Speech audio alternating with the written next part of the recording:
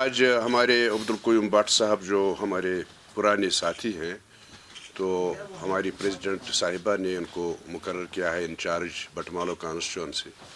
اسی طرح ہمارے عارف صاحب ہیں، عارف لائیگرو صاحب ہیں جو ان کو انچارج حلب قدر کانسٹیچوئنسی مقرر کیا گیا ہے.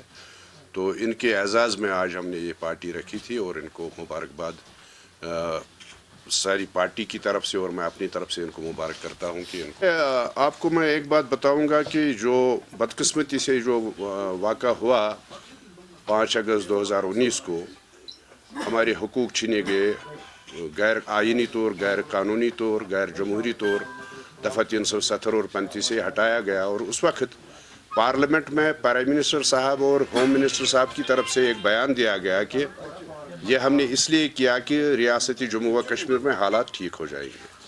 انہوں نے دفعہ 370 ہی نہیں ہٹایا بلکہ انہوں نے اس ریاست کو، جو بہت پرانی ریاست تھی، پرنسلی اسٹیٹ تھی، اس کو 2 حصوں میں تقسیم کیا. جموں کشمیر کے لیے الگ یوٹی بنائی اور لداخ کے لیے الگ یوٹی بنائی. تو اس میں ریزن یہ دیا گیا کہ ہم یہاں حالات ٹھیک کرنا چاہتے ہیں اور اس سے یہاں حالات ٹھیک ہو جائیں گے.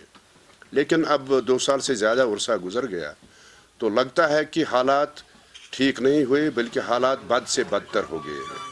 جیسے پرائم منسٹر صاحب نے ایک بار یہ کہا تھا کہ اب اچھے دن آنے والے ہیں، مجھے لگتا ہے کہ جموں کشمیر کے لیے برے دن ہی آئے ہیں، اچھے دن نہیں آئے ہیں. نہ کوئی ڈیولپمنٹ ہے نہ کچھ ہے، بلکہ امن و امان جو یہاں پہ قائم ہوا تھا ہماری سرکار کے دوران اس کو بھی دھچکا لگا ہے. اور یہاں پہ آج صرف کلنگز ہو رہی ہیں روز، کسی نہ کسی کو، چاہے پولیس کا ہو، چاہے سویلین ہو، چاہے پنڈت ہو، چاہے سکھ ہو، اس کو مارا جاتا ہے.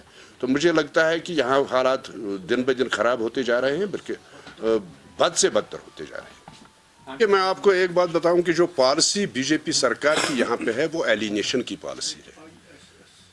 ہاں، اس میں کوئی شک نہیں کہ پرائم منسٹر نے آل پارٹیز میٹنگ میں یہ بات کہی تھی کہ یہاں ہم دل کی دوریوں کو دور کریں گے، دلی کی دوریوں کو دور کریں گے. لیکن اس پہ کوئی عمل نہیں ہوا بلکہ ایسا ہوا کہ یہاں پہ جتنے بھی ہمارے نوجوان ہیں ان کو جیلوں میں بند کیا گیا، ان کے اوپر پی ایس اے لگایا گیا، یو اے پی اے لگایا گیا.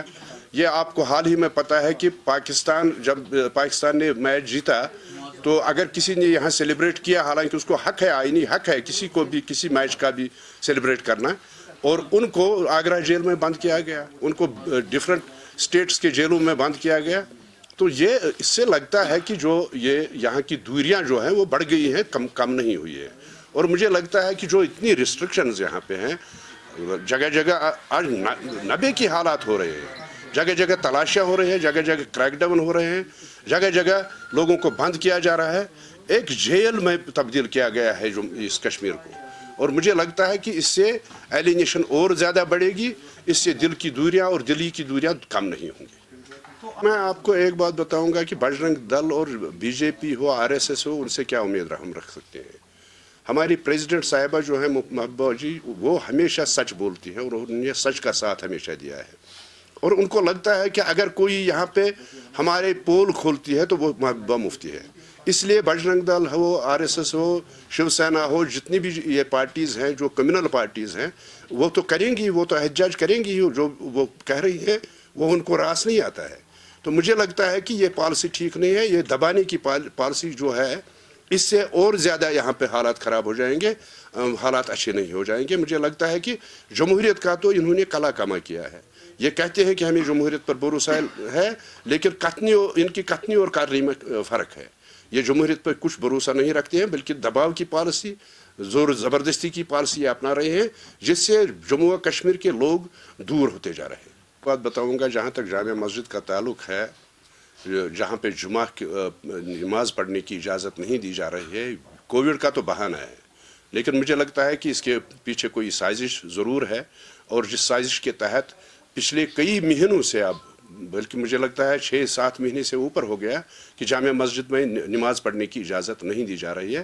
یہ اس میں تو کوئی تک نہیں بنتا ہے کہ اگر باقی جتنی بھی مسجدیں ہیں ان میں نماز پڑھی جا رہی ہے تو جامع مسجد کو ہی کیوں ٹارگٹ کیا جا رہا ہے؟ اور جہاں تک آپ نے میر وائز کا سوال کیا، مجھے لگتا ہے کہ جمہوریت میں ہر کسی کو بولنے کا حق ہے.